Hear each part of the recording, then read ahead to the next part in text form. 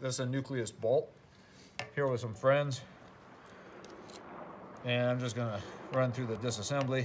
This is something we didn't do at SHOT Show just because we were busy and we didn't want to lose parts. So first thing you want to do is remove the bolt, the set screw for the bolt shroud locking pin. Then you can just pull the pin out, and you'll get the that's the little locking pin right there. Right, it's sticking to the wrench. And there's the spring for it, right? And then I supply the action with a screw and a washer for disassembly. Screw that into the back of the firing pin. That'll hold the firing pin back. Right, and then you can unscrew this. I don't like the bayonet style. I always use threads. Right, so there's the striker assembly. Let's go right to the bolt head then. So kind of like the Mousing field, pull the striker assembly, pop that pin out, bolt head retaining pin, and then that's the extractor. So the extractor is super cool. I love this thing.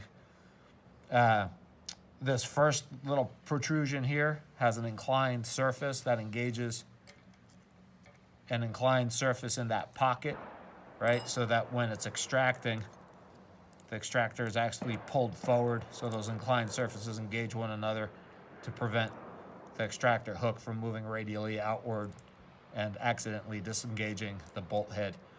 And then it's constrained. This thing is basically attached to the bolt, or the extractor is attached to the bolt by way of this little T-lug here, right? This little lug protruding from the inside of the bolt stop. Well, I'm sorry, from inside of the ejector.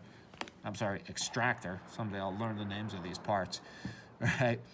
It's sort of shaped like a T, like a T, and that'll be engaged by the bolt body, by this slot of the bolt body right here. So it fits kind of right in there. Let me see if I can get it in without the head, right? So you can kind of see how it's engaged there.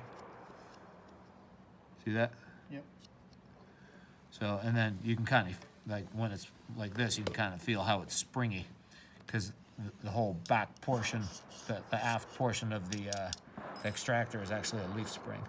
So the assembly, super robust, super simple. Take the bolt head, lay it on there. I'm doing this with cold fingers right now. And just put it together just like that. Super simple. Put your bolt head pin back in.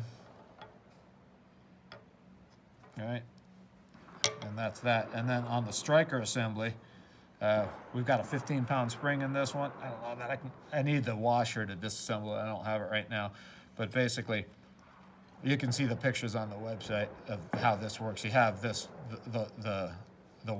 basically this is a locking washer. It's got a hexagonal ID that engages a hexagonal portion of the firing pin that's got a thread cut over it, right? And the washer is castellated, where it's got like little protrusions that stick out from its front face. Those will engage little recesses cut into the nut. So the nut, basically resists the spring force, and the washer keeps the nut from rotating, and the spring keeps it all together. Basically, it pushes forward on the washer, keeping it into. Hey, thanks. Keeps it engaged with the nut. So, oh, and we got dual cocking cams in this action too. That's another thing people really couldn't see too well at SHOT Show because we didn't disassemble it. But you can see cocking cam there and cocking cam there, and then this little cut here is for the bolt shroud locking pin.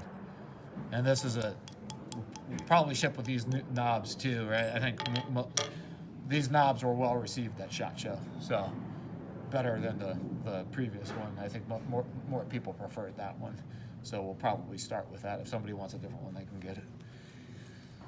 Great. Yeah.